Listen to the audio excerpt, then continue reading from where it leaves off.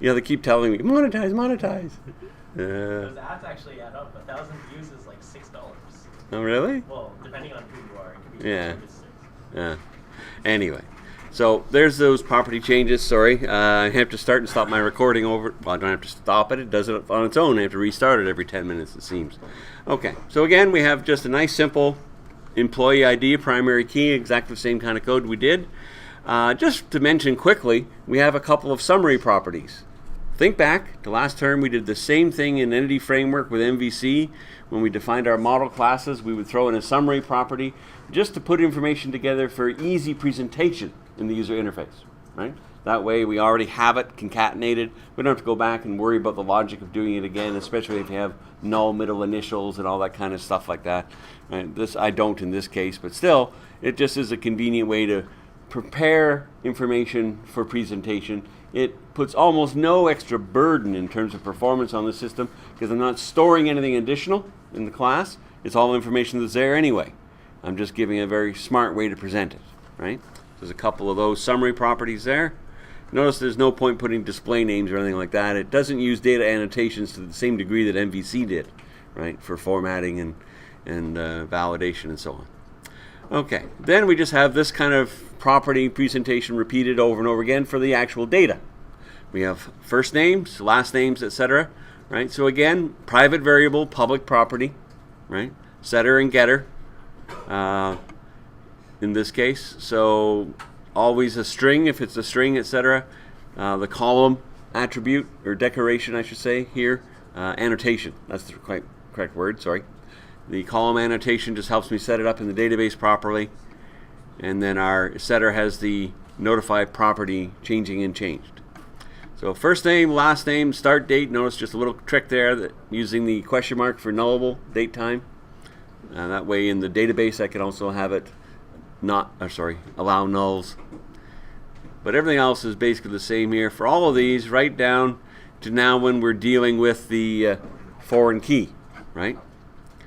So again, control period, system data link. All right.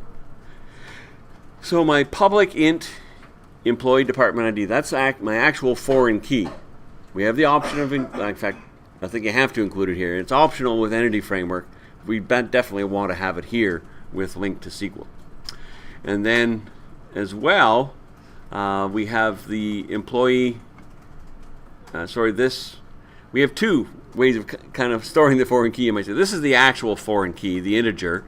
But notice that we're also having a private. This is also private. It's an actual department object. Okay, again, wrapped in this entity reference. So the entity reference corresponds to the entity, just to go back, the entity set, right? That's for a collection. Entity reference is for one. Okay, so we're storing the actual entity reference for a department inside here. And then this is really the public property for the foreign key then, right? Notice storage is employee department. That's this guy up here, okay, the entity reference object. That's the storage inside this class. Is foreign key is true, right? And this key, so that just is the reference then to the actual integer I'm storing in the class. So I've got two good things stored here, the actual integer, employee ID, and my department object as an entity reference object. And then the public property here looks after passing that back and forth so that the employee knows all about the department he's in or she is in. Okay? All right. Again, just a not absolute requirement, but just for performance, a row version, and then our region for all of our notify property change members. So it's a few more steps to get the whole foreign key business up and working than it was with Entity Framework.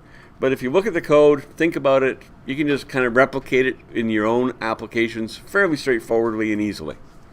Now the next thing, of course, we know we're going to need is our connection, right? Our data context. Okay. And so that will be its own class.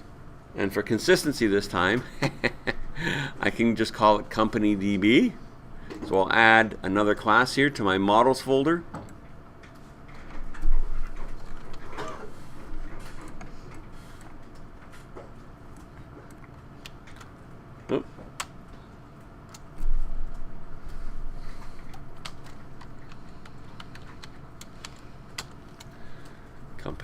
B, and inside it I'm going to put a class. Now don't be too worried about all the code I'm grabbing and putting in here at once. As I said, I'm not doing this in a slow, relaxed way. I'm kind of doing a quick rush through this. Right? System data link, need that using. Okay, that's the only one. All right, so let's talk about this code. By the way, there are other places you can use to store the connection string. This is not the be-all and end-all, and maybe even not the best approach, but it certainly works. You know, you can have, it's just, as it says here, it's a public static string, right? But knowing that inside the data context, I actually have the connection string available, it's a nice, easy place to put it where I know I can always get at it. There are other choices, but this works just fine. The connection string for link to SQL here, because we're on a phone, you notice it's quite simple. Uses the isolated storage. Isolated, meaning no other app on the phone can rub into this memory area. It's isolated on the phone, just reserved for this app. And SDF is the extension for all database files using SQLCE. Okay. Just to be able to pass the connection string to the base class here, right? Okay. So then here is similar to what we did with Entity Framework, where we had our DB sets. Okay, I just make a public table of department objects, calling it departments. A table of employee objects, calling them employees. Very much the same type of code we did before. And this whole business here is just kind of like our seed method, right? Well, it does two things. It also does actually create the database if it doesn't exist. And then I have code in here to actually put sample data in. Now it is possible to, when you distribute your application, to actually take an SDF file and load it into isolated storage. It's not the easiest thing to do, but it is possible to do that. For most situations though, unless you have a lot of data that you have to supply with your app, you'll probably write some kind of code like this. Now this is mainly just we have something for the fun of it, for testing with, right? As well as, of course, we do have to make the database. But just for fun, then, because we're going to have employees, notice I have a few strings, okay, string arrays of first names and last names, department names and job names. So you can just make up your own names and stick them in there, okay, or use the ones that I made up, right? And then using our, the using here is just to make sure we dispose of the object as quickly as possible, because we're going to call this once and then it washes its hands. It doesn't maintain a connection or anything to tie up system resources. Then we open our own connection to the database with our own data context object after this has done its work. So that's one reason why it's in a using, to make sure we dispose of it ASAP. But we basically we dial the phone, passing the connection string, right? So we dial the phone, call the database, say, hey, we need to get some work done here. And notice I have this commented out because as far as I'm concerned, I'm not modifying the database anymore right now.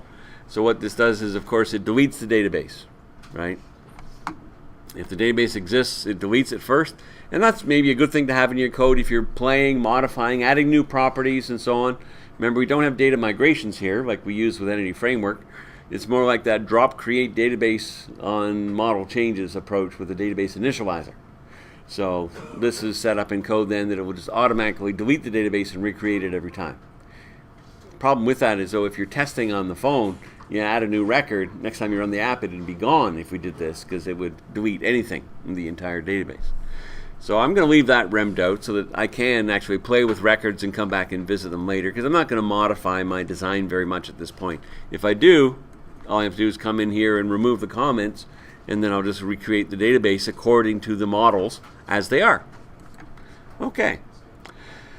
All right, so now that just makes sure it's deleted. If it did exist, then we know we're going to make it, right? So if exists is false, then we create the database. There we go. And then as well as creating it, this is all of our seed method, right? So we're going to fill the department table.